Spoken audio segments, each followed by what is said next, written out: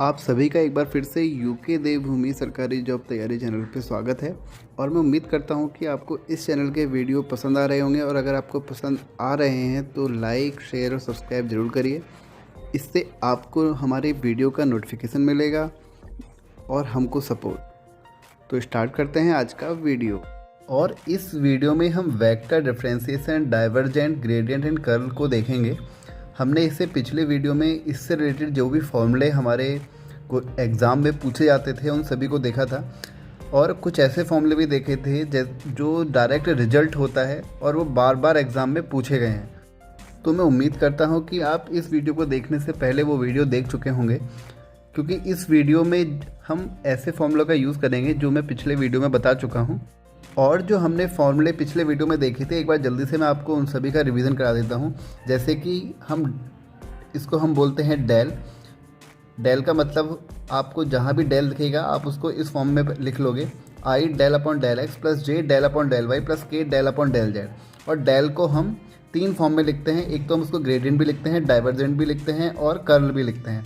कब लिखेंगे ग्रेडियंट? जब वो हमको वो स्केलर क्वांटिटी दी होगी, हमको जो फंक्शन दिया हुआ है, तो हम उसको डायरेक्ट मल्टीप्लाई करेंगे डेल एफ की, जैसे हम नॉर्मल मल्टीप्लाई करते हैं। और जैसे डाइवर्जेंट एफ लिखा है तो हम यहाँ पे डॉट प्रोडक्ट का यूज़ करेंगे। आपको पता होगा वेक्टर में डॉट और क्रॉस प्रोडक्ट का यूज़ होता है। तो यहाँ पे जो हमारा एफ होगा वो वेक्टर होगा। इससे पिछले जो हम ग्रेडियंट जहाँ पे लिखा होगा वहाँ पे हमारा जो एफ होगा, फंक्शन जो हमको क्वेश्चन में दिया होगा, वो स्केलर होगा। और कर्ल एफ जहाँ पे लिखा होगा उसका मतलब होगा क्रॉस प्रोडक्ट। आपको पता है क्रॉस प्रोडक्ट कैसे निकालते हैं? जब हम एक डिटर्मिनेंट बना के हम उसमें क्रॉस प्रोडक्ट को निकालते हैं। और यहाँ पर भी जो हमारा एफ होगा वो वेक्टर होगा। यानी कि जब भी आपसे कर्ल बोलेगा तो आपको क्रॉस प्रोडक्ट निकालना है, और अगर आपसे बोलेगा डाइवर्जेंट निकालो तो आपको डॉट प्रोडक्ट निकालना है, और अगर ग्रेडियंट बोलेगा तो आपको नॉर्मल मल्टीप्लाई जो आप करते हो वो करनी है। और इसमें एक हमारा मोस्ट इम्पोर्टेंट जो क्वेश्चन आता है कि आपको बताना होता है कि वो सोलेनोइडल वेक्टर है या क्या है। तो उसमें आपको डेल के साथ डॉट प्रोडक्ट निकालना होता है एफ का। अगर वो 0 आ जाएगा तो वो होगा सोलेनोइडल, और अगर क्रॉस प्रोडक्ट अगर 0 आता है तो वो होगा इरोटेशनल वेक्टर। तो बस आपको ये याद रखना है। एक इसमें हमारा होता है पोजीशन वेक्टर। हमको क्वेश्चन में कभी कभार नहीं दिया रहता तो हम उसको ये एज्यूम करते हैं कि r equal to x i plus y j plus z के, और हम उसका क्या करते हैं, डेल के साथ हम उसका डिफ्रेंसिएशन करते हैं एक्स के रिस्पेक्ट में। वो आ जाएगा हमारा del r upon del x. जब हम इसका डिफ्रेंसिएशन करेंगे तो ये आ जाएगा आई, एक्स के रिस्पेक्ट में आई आ जाएगा, और ये बाकी टर्म क्या हो जाएंगे, 0 हो जाएंगे। इसी तरह del r upon del y, ये क्या आ जाएगा, जे आ जाएगा। और del r upon del z क्या आ जाएगा, के आ जाएगा, क्योंकि जब जेड के रिस्पेक्ट में करेंगे तो ये टर्म 0 हो जाएंगे, और वाई के रिस्पेक्ट में करेंगे तो ये और ये टर्म 0 हो जाएंगे। और हमको अगर r square equal to x square plus y square और जेड स्क्वायर दिया हुआ है तो हम यहाँ पे डी आर अपॉन अगर डी एक्स निकालेंगे तो क्या आएगा, 2r upon 2r d are upon d x आएगा, और यहाँ से 2x आ जाएगा। तो 2 से 2 कैंसिल हो जाएगा, D R upon d x क्या आएगा, एक्स अपॉन आर। तो आपको ये जो रिजल्ट आया है वो याद रखना है। ऐसे ही D are upon D Y कितना आ जाएगा, Y upon R. D are upon D Z कितना आ जाएगा, जेड अपॉन आर। तो ये आपको रिजल्ट याद रखना है। और हमारा एक लास्ट फॉर्मूला जो है अभी वो है ग्रेडियंट एफ। ये हमको डायरेक्ट क्वेश्चन में दिया रहता है। आपसे ये पूछेगा, या तो आपसे ये पूछेगा ग्रेडियंट एफ इक्वल टू क्या होता है, तो आपको उसमें एक ऑप्शन दिया रहेगा curl f minus del square f. तो जो हमें यहाँ पे क्वेश्चन दिया है वो है if r equal to i cos N T plus J sine N t where n is a constant t is variable then the value of r dot D R upon D t. तो हमको are दिया हुआ है, हम क्या करते हैं, इसका डिफरेंसेस कर देते हैं टी के रिस्पेक्ट में। तो हमको ये मिल जाएगा, आई का आई आ जाएगा यहाँ पर, कॉस एन टी का क्या हो जाता है, माइनस साइन एन टी हो जाएगा, और उसके बाद एन टी का करेंगे तो एन आ जाएगा। इसको आगे लिख देते हैं, प्लस जे साइन एन टी का क्या हो जाएगा, कॉस एन टी, और एन टी का करेंगे तो एन आ जाएगा। तो ये आ गया हमारा d are upon D t. हमको फाइंड करना है r dot D R upon D t. R ये है, d are upon D t है, इसको निकाल देते हैं। अब इसको हम डॉट प्रोडक्ट निकालते हैं तो हमें मिलेगा, पहले वैल्यू पुट कर देते हैं, आई कॉस एन टी जो आर की वैल्यू है प्लस जे sine N T dot D R upon D T की वैल्यू ये गिवन है हमें, जो हमने निकाली है अभी, minus I N sine N T plus J N cos N T. तो अब इन दोनों की मल्टीप्लाई कर देते हैं। ये आ जाएगा यहाँ से माइनस का माइनस आ जाएगा, आई स्क्वायर हो जाएगा यहाँ पर, cos N t sine N t, यहाँ पे एन होगा sine N T, plus j की जे से मल्टीप्लाई होगी, प्लस जे स्क्वायर एन का एन आ जाएगा, कॉस एन टी, और यहाँ पे आ जाएगा साइन एन टी। तो यहाँ से आ जाएगा, यहाँ पे एन भी होगा, n cos N t sine N t, यहाँ पे माइनस हो जाएगा और यहाँ पे प्लस हो जाएगा। तो ये आ जाएगा n cos N t sine N T. तो ये इससे कैंसिल हो गया। क्या आ गया आंसर हमारा? 0। तो इसका ऑप्शन होगा यहाँ पे नन ऑफ दीज, यानी कि डी ऑप्शन यहाँ पे ठीक होगा।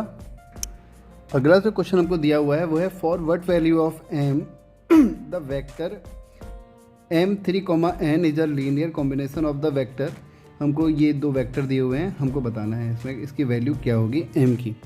तो ये जो सारे के सारे क्वेश्चन है आप देख रहे हो कि एग्जाम में बार बार पूछे गए हैं। पीजीटी 2016 में पूछा गया क्वेश्चन, और ये बस इनकी वैल्यू चेंज कर दे रहे हैं, तो ये बार बार एग्जाम में पूछे आ रहे हैं, तो काफ़ी इंपॉर्टेंट क्वेश्चन बन जाते हैं। तो देखते हैं इसको कैसे सॉल्व करते हैं। तो हमको यहाँ पे जो वेक्टर दिया हुआ है हम मान लेते हैं पहला वेक्टर ए है, और एम आई हम उसको आई जे के में कन्वर्ट कर देते हैं। एम आई प्लस 3j प्लस के, जो m, 3, 1 था हमने उसको इस फॉर्म में लिख लिया। और वेक्टर b को, यानी कि एक वेक्टर b और मान लेते हैं, उसको लिख लेते हैं 3i plus 2j plus k। और एक वेक्टर और है तो हम उसको यहाँ पे c मान लेते हैं। ये हो जाएगा 2i plus j plus 0 dot k, क्योंकि हमें उसमें k 0 दिया हुआ है। तो अब हमको लीनियर कॉम्बिनेशन ऑफ ABC निकालना है। तो हम क्या करेंगे, इसमें आपको पता है कैसे निकालते हैं, कॉमन ही आएगा यहाँ पर। तो ये क्या होगा हमारा, इक्वल टू 0 होगा। और अगर ये 0 आ गया तो हमारा ये तो हमको पता होता है कि क्या होगा, लीनियर कॉम्बिनेशन होगा। और यहाँ से हम m की वैल्यू आराम से निकाल सकते हैं। तो वैल्यू पुट कर देते हैं, m 3 1 3 2 1 और 2 1 0। तो 2 1 0 आ गया। इसको खोल लेते हैं।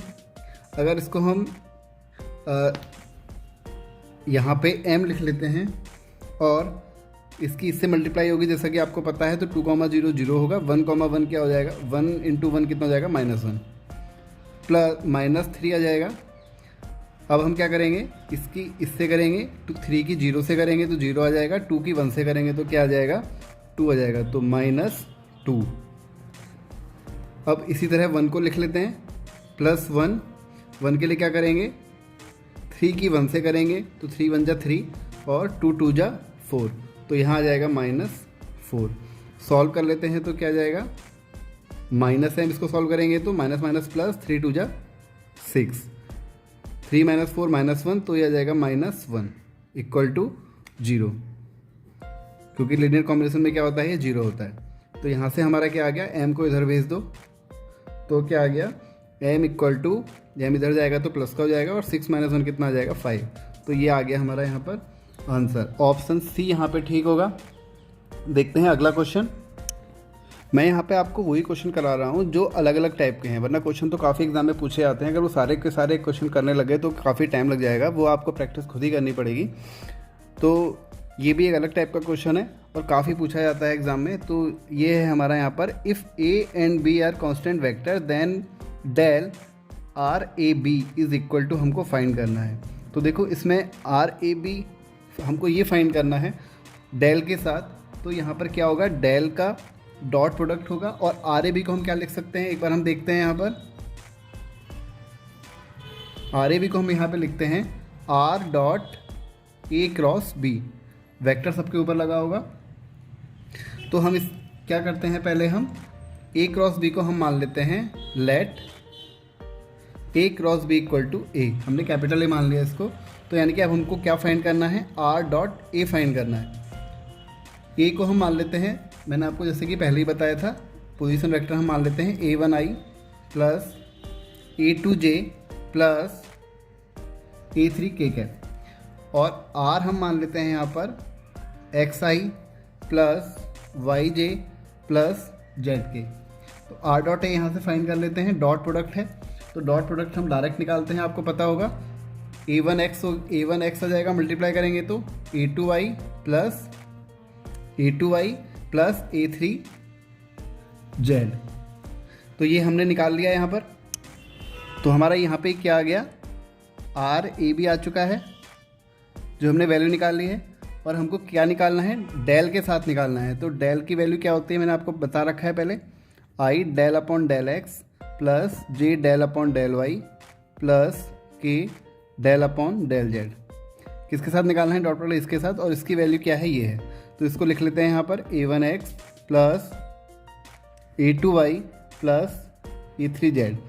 बस अब सिंपल प्रोडक्ट है, आप भी इसको इजीली निकाल सकते हैं। एक बार हम इसको सॉल्व कर लेते हैं। जब हम x के रिस्पेक्ट में इसका डिफ्रेंसिएशन करेंगे पूरे का, तो ये टर्म जीरो हो जाएगा, a2y प्लस a3z, क्या बचेगा यहाँ पर a1x, तो x का 1 हो जाएगा, क्या बचेगा a1i प्लस, ऐसे ही जब j के रिस्पेक्ट में करेंगे इस पूरे का, तो y वाले टर्म को छोड़ के बाकी टर्म क्या हो जाएंगे, 0 हो जाएंगे, और y का हो जाएगा 1। तो यहाँ से क्या बचेगा a2j। ऐसे ही k के लिए भी होगा, k का जब करेंगे तो ये दोनों टर्म 0 हो जाएंगे और z 1 हो जाएगा, तो यहाँ से क्या बचेगा, a3 बचेगा, a3 और k, तो k a3। और आपको पता है कि हमारी a1i, जैसे कि हमने यहाँ पे माना था vector a1i plus a2j plus a3 के, किसकी वैल्यू है, हमारी a की वैल्यू है। ये किसकी वैल्यू है, हमारी a की वैल्यू है, और हमने a को क्या माना था, a क्रॉस b। तो बस हमारा यहाँ पे आंसर आ चुका है। तो इसका आंसर होगा ऑप्शन सी, ठीक होगा। यहाँ पर बात करते हैं अगले क्वेश्चन की। हमारा जो यहाँ पे अगला क्वेश्चन है वो थोड़ा देख के थोड़ा डराने वाला क्वेश्चन है, बट है काफ़ी ईजी। तो बस डरना नहीं है, सीधे सीधे सॉल्व कर लेना है इसको। हमको जो वेक्टर दिया हुआ है हम उसकी वैल्यू पुट यहाँ पे कर लेते हैं। हमको बोला था फॉलोइंग सेट ऑफ 3 वेक्टर हमको दिए हैं, और हमको बताना है लीनियरली डिपेंडेंट जो है, हमको बताना है कि इसमें x की वैल्यू क्या होगी। तो सीधे सीधे वैल्यू यहाँ पे पुट कर लेते हैं जो हमको दिया हुआ है। लीनियरली डिपेंडेंट कब होगा, जब जो हमारी डिटर्मिनेंट है यानी कि मैट्रिक्स है उसकी वैल्यू क्या आ जाएगी, इक्वल टू 0 के लगभग इक्वल टू 0 हो जाएगी। तो यहाँ पे वैल्यू पुट करते हैं 1x 3 2 6 और 4 1x और 2। अगर आपने एक क्वेश्चन एक बार कर लिए तो आपका लगभग जो अलग अलग टाइप के क्वेश्चन है वो आपके शॉर्ट हो जाएंगे, और वहाँ पे आप उसको इजीली सॉल्व कर लोगे। अब बस इसका एक्सपेंशन कर लेते हैं। यहाँ पर 1 के रिस्पेक्ट में क्या आ जाएगा, R1 के रिस्पेक्ट में इसका एक्सपेंशन करेंगे तो 1 के रिस्पेक्ट में क्या होगा, 6 इंटू 2 12 माइनस x इंटू 4 क्या हो जाएगा, 4x माइनस x हो जाएगा यहाँ पर 2 इंटू 2 4 माइनस 1 इंटू 4 4।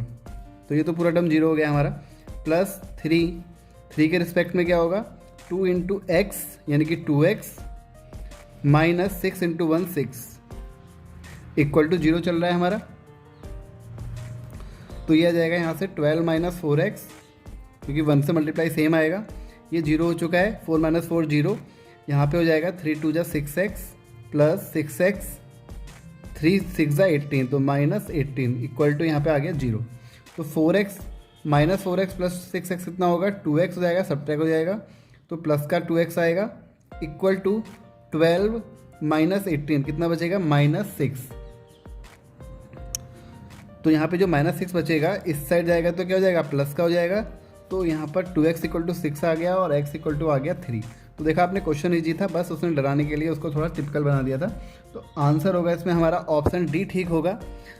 बात करते हैं अगले क्वेश्चन की।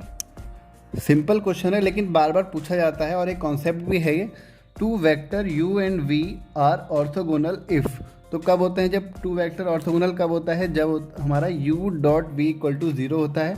बेसिक क्वेश्चन है, ऑप्शन बी यहाँ पे ठीक होगा।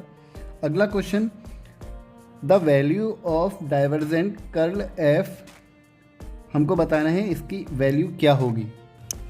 तो यहाँ पे हम लेट वेक्टर f मान लेते हैं, f1i plus f2j plus f3 के, और डेल को मान लेते हैं, डेल तो हमको यही मानना होता है I del upon del X plus J del upon del Y plus K del upon del Z. तो हमको निकालना है डेल डॉट एफ, यानी कि हमको कर्ल निकालना है। तो सबसे पहले हम जो हमको कभी भी आपको अगर ऐसा दिया हुआ है तो यहाँ पर आप अंदर वाला निकालोगे सबसे पहले, यानी कि डेल क्रॉस एफ निकालोगे, बाद में इसका डॉट प्रोडक्ट निकालोगे। तो निकाल लेते हैं डेल क्रॉस एफ कितना आएगा हमारा, यानी कि कर्ल एफ निकालना है हमें। तो ये आ जाएगा आई जे के, और यहाँ पे आ जाएगा del upon del x, del upon del y और डेल अपॉन डेल जेड। और जो हमको वैल्यू दी है एफ़ की वो है F1, F2, F3। इसको हम ओपन कर लेते हैं। डेल अपॉन डेल एक्स का क्या आएगा यहाँ पर,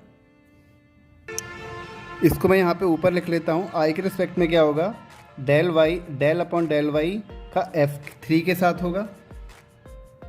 तो आई डेल वाई F3 आ जाएगा यहाँ पर, इसकी इससे मल्टीप्लाई होगी और इसकी इससे होगी। तो del upon del z minus del upon del z की किससे होगी, F2 से होगी। ऐसे ही जे के रिस्पेक्ट में क्या होगा, डेल अपॉन डेल एक्स की F3 से होगी minus del upon del z की F1 से होगी। इसी तरह के की किससे होगी, के की होगी डेल एक्स की होगी F2 से, del upon del x F2 minus del upon del y F1।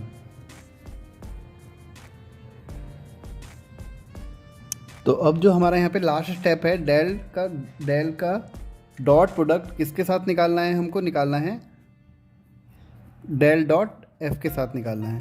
तो डेल की वैल्यू हम सबको पता है क्या होती है, I del upon del X plus J del upon del Y plus K del upon del Z. और हमको एफ़ की जो वैल्यू गिवन है, जो हमारी डेल क्रॉस एफ़ की वैल्यू है, एक बार उसको भी लिख लेते हैं। Del upon del y F3 minus del F2 upon del z i, बड़ा सा ब्रैकेट लगा दिया मैंने क्योंकि हम इसमें दोनों और टर्म को भी लिखना है। तो यहाँ पे आ जाएगा minus J del F3 upon del x minus del F1 upon del Z plus K del upon del x F2 के साथ multiply minus del F1 upon del Y. अब इसका हम इसके साथ डॉट प्रोडक्ट निकाल देते हैं। आई का आई के साथ करेंगे तो क्या आएगा यहाँ पर, ये आ जाएगा यहाँ पर। आई का जब आई के साथ करेंगे तो एक्स के रिस्पेक्ट में क्या होगा, del upon del x, bracket में ये वाला टर्म पूरा आ जाएगा हमारा, del upon del y F3, क्योंकि आई का आई के साथ ही करेंगे ना, F3 minus del upon del z F2। ये आ गया एक्स के रिस्पेक्ट वाला। अब वाई के रिस्पेक्ट वाला कर लेते हैं, यानी कि जो इससे करेंगे डिफ्रेंसिएशन वो आएगा हमारा जे के साथ वाला, क्योंकि जे का जे के साथ करेंगे। तो डेल अपॉन डेल वाई क्या आएगा यहाँ पर, ये बच जाएगा हमारा del F3 upon del x minus del F1 upon del z. के का के साथ वाले के साथ करेंगे plus k cap del upon del z, ऐसा का ऐसा ही रहेगा। और ये बाकी के जो टर्म अंदर लिख देंगे। तो del upon del x F2 minus del F1 upon del y. तो अब आप इसके अंदर मल्टीप्लाई करेंगे तो क्या आएगा, डेल अपॉन डेल एक्स और डेल वाई मल्टीप्लाई में आ जाएगा। यहाँ बचेगा F3 minus del upon del x, इसके साथ मल्टीप्लाई करेंगे तो यहाँ पे आ जाएगा डेल जेड और F2। और अगर आप ऐसे ही इनको भी आपस में मल्टीप्लाई करेंगे तो देखेंगे कि ये सारे के सारे टर्म एक दूसरे से कैंसिल हो जाएंगे। तो आंसर इसमें आएगा हमारा यहाँ पर 0।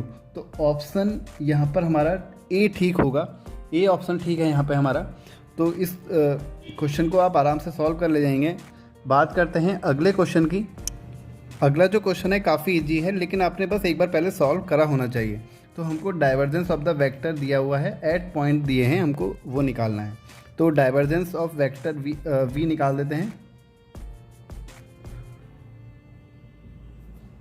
तो हम मान लेते हैं कि जो हमको वेक्टर वी दिया है, डाइवर्जेंस का साइन डेल लगा दिया, डॉट जो हमको वेक्टर दिया है उसको लिख लेते हैं एक्स स्क्वायर जेड आई plus x y j minus y z square k cap. तो डॉट प्रोडक्ट निकाल देते हैं इसका। डेल की वैल्यू आप सबको पता है क्या होती है, I del upon del X plus J del upon del Y plus K del upon del Z. और इसको दोबारा एक बार यहाँ से फिर से लिख लेंगे। यहाँ पर मैं नहीं लिख रहा हूँ, आप लिख लेना। तो बस इसको सॉल्व करते हैं। यहाँ पे एक्स के रिस्पेक्ट में इसका डिफ्रेंशिएशन करेंगे तो क्या आएगा, एक्स स्क्वायर का हो जाएगा 2x और जेड ऐसा का ऐसा ही आ जाएगा क्योंकि वो कांस्टेंट टर्म है एक्स के रिस्पेक्ट में। तो अब y का इसका डिफ्रेंशिएशन कर लेते हैं तो क्या हो जाएगा यहाँ पर, plus del upon del y का y हो जाएगा 1, क्या बचेगा x, तो यहाँ पे बच जाएगा x। इसी तरह y जेड के लिए क्या होगा, यहाँ पे डेल जेड होगा। डेल जेड का किसके साथ होगा, इसके साथ, तो यहाँ पे हो जाएगा 2z प्लस 2z और y बच जाएगा तो 2zy, जेड स्क्वायर का 2z हो गया। तो बस अब हमको पॉइंट, जिस पॉइंट पे निकालना है वहाँ पर हम वैल्यू पुट कर लेते हैं। हमको पॉइंट दिए हुए हैं, हमको निकालना है डाइवर्जन v एट 1, -1, 1। तो वैल्यू पुट कर लेते हैं। ये होती है x की वैल्यू, ये होती है y की वैल्यू और ये होती है z की वैल्यू।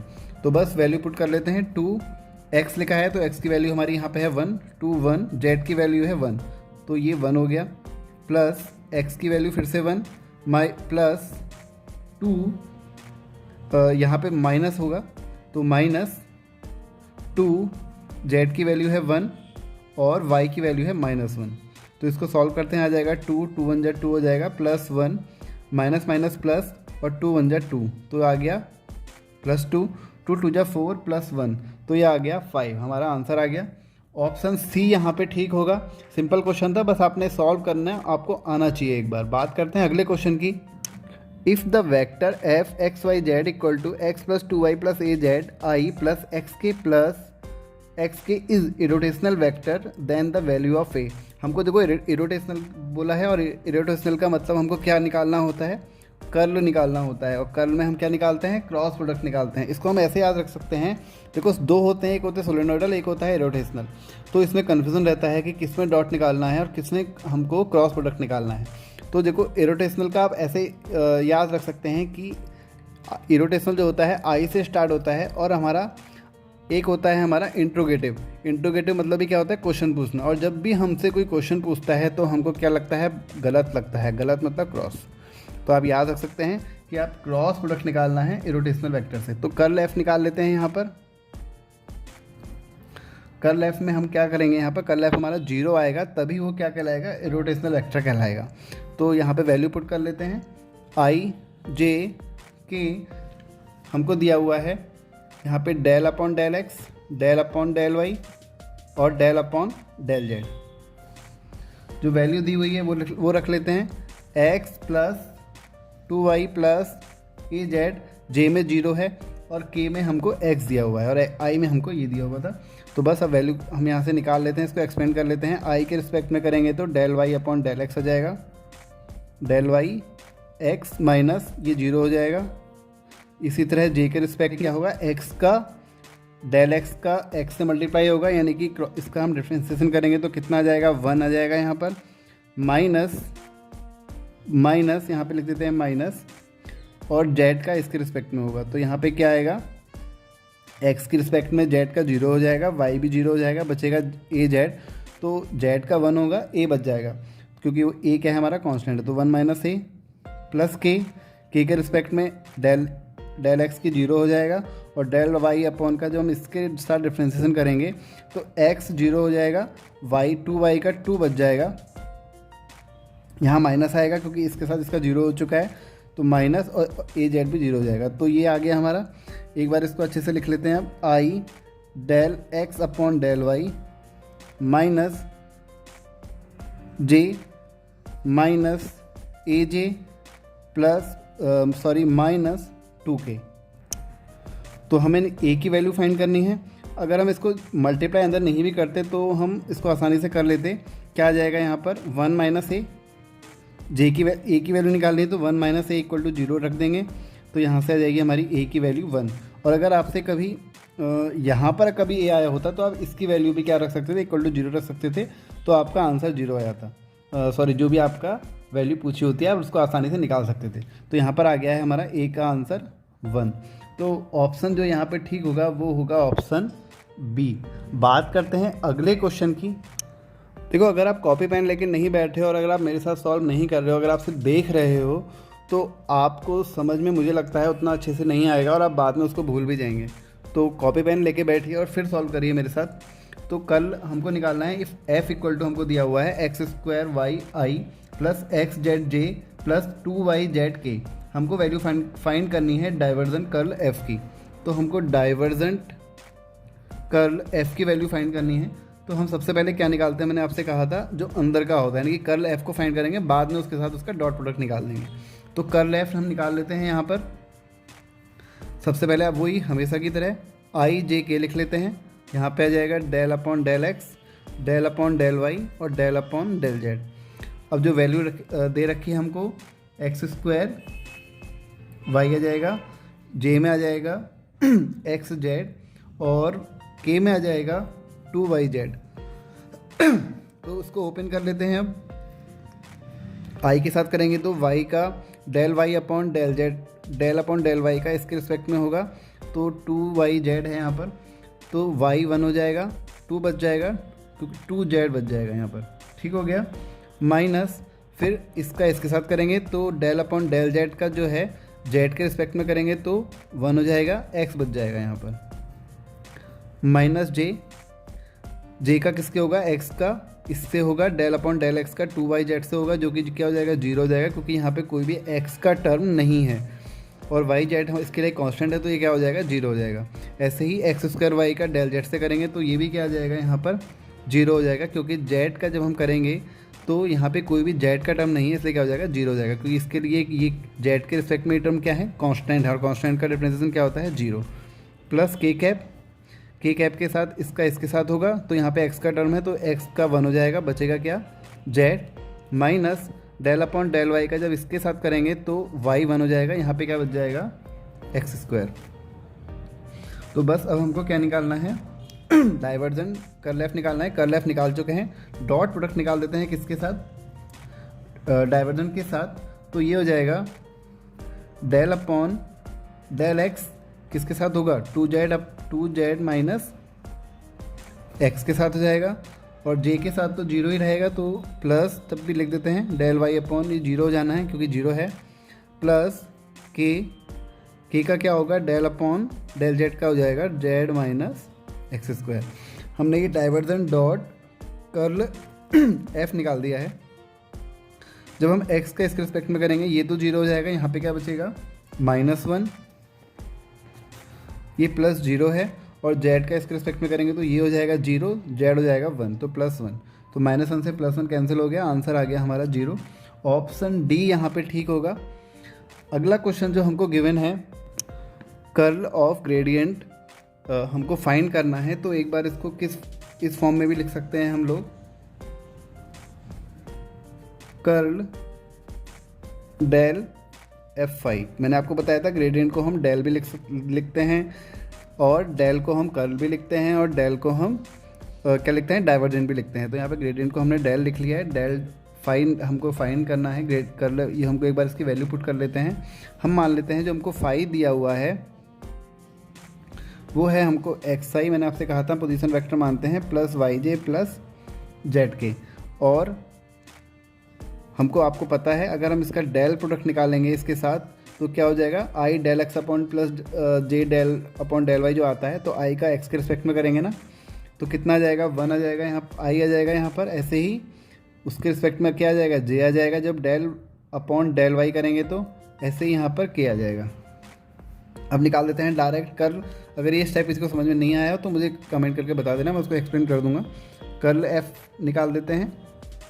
कर्ल डेल एफ हमने जो निकाला ये क्या आएगा, फिर से वही वैल्यू पुट कर देते हैं आई जे के की।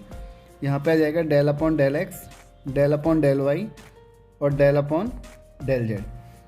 ये वैल्यू पुट कर देते हैं। आई जे के जो यहाँ पे कॉफिशिएंट है वो क्या है 1 1 है, तो यहाँ पे आ जाएगा 1 1 1। और फिर डेल एक्स, किसी का भी देखो 1 का करोगे तो वो सब में क्या आने वाला है 0 आने वाला है, तो इसमें मेहनत करना बेकार है।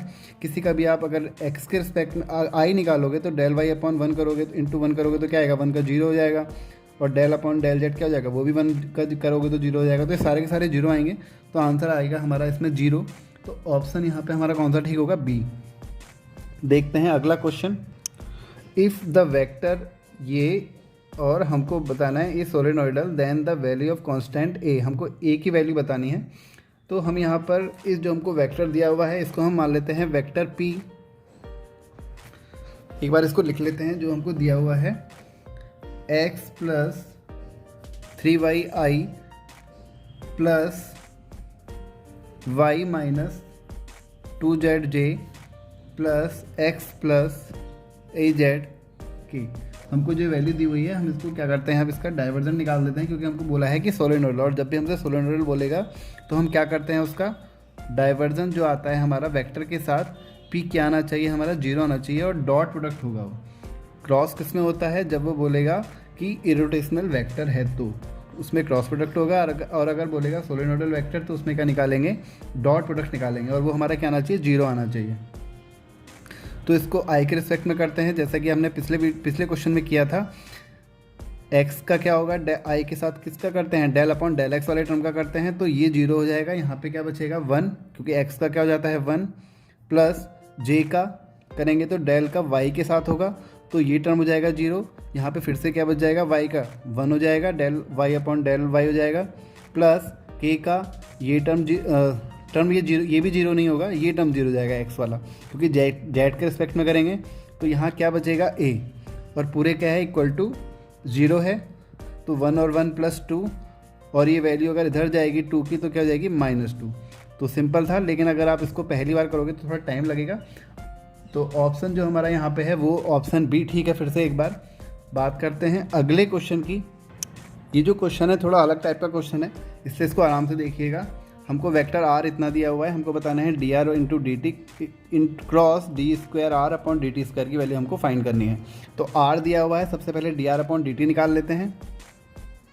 तो ये आ जाएगा हमारा d are upon D t क्या जाएगा 3 आई, क्योंकि टी क्या हो जाएगा 1 हो जाएगा।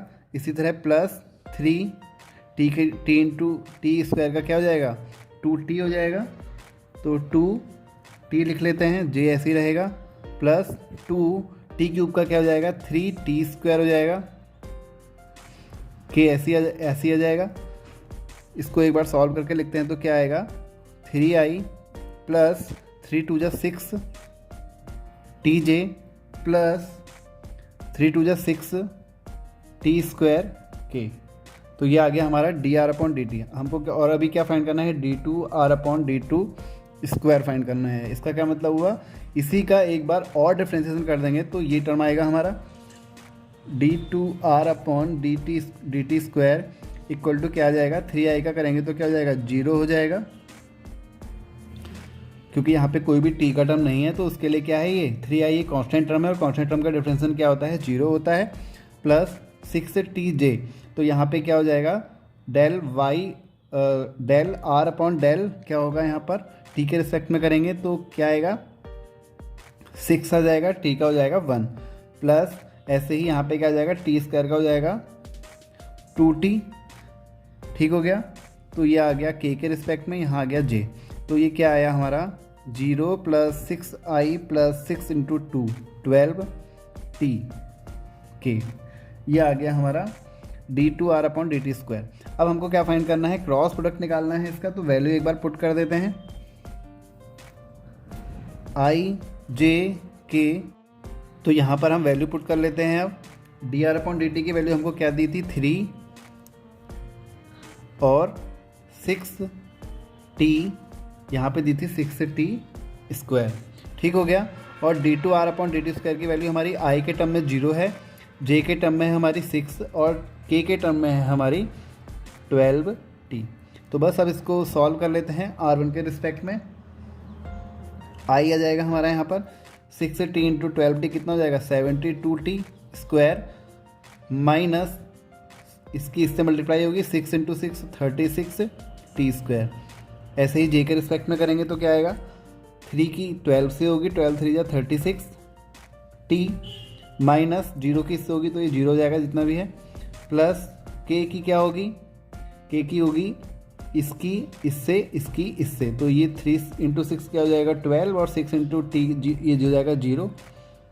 तो क्या आया हमारा यहाँ पर आई सब्ट्रैक्ट करेंगे तो कितना बचेगा 72 में से 36 को सब्ट्रैक्ट करेंगे तो आ जाएगा 36t square minus 36j t plus यहाँ पे कितना है हमारा, ये है हमारा यहाँ पे 6 इंटू 3 18 हो गया। यहाँ पर क्या जाएगा 18k। इसको सॉल्व कर लेते हैं, 18 कॉमन ले लेते हैं पूरे में तो क्या आएगा यहाँ पर 2t स्क्वायर आई माइनस 2tj प्लस k। तो इसमें जो भी ऑप्शन हमारा मैच कर रहा है, कौन सा ऑप्शन मैच कर रहा है यहाँ पर, हमारा ऑप्शन सी यहाँ पे ठीक होगा। तो इस वीडियो में बस इतना ही, वीडियो काफ़ी लेंदी हो रहा है। बात करेंगे अगले वीडियो में, अगर हमारे कुछ क्वेश्चन हमारे अभी भी बचे हुए हैं तो उनको सॉल्व करेंगे अगले वीडियो में। अगर आपको वीडियो पसंद आया हो तो वीडियो को लाइक और चैनल को सब्सक्राइब जरूर